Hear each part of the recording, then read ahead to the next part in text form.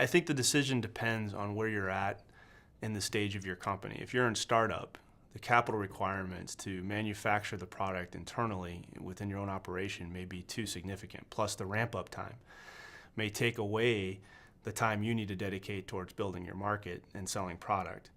So I think the decision comes down to the expense and the resources required to manufacture internally versus finding a partner that can also benefit in making you a product. They earn money, they can support your growth and allow you to focus on building your customer base so that you have a future.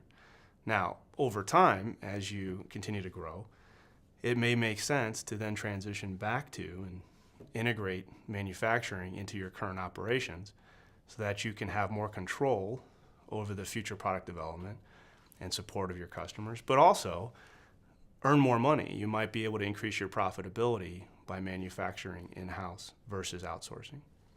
Well, as a technology transfer, we started with initial prototypes that were developed at the University of Arizona. And so our goal was to see what the applicability of those products was in the commercial markets we were trying to sell into.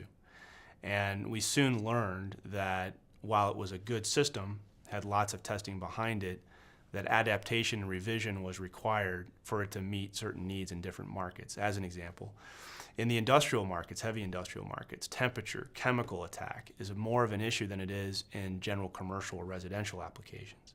So we had to refine the product so that we could withstand higher temperatures and higher chemical attack. And so your prototyping and your development of your commercial technology should always be geared towards the needs of the client base and never trying to assume what the client would prefer and building products to that. Many companies have suffered that in their startup phase and therefore failed.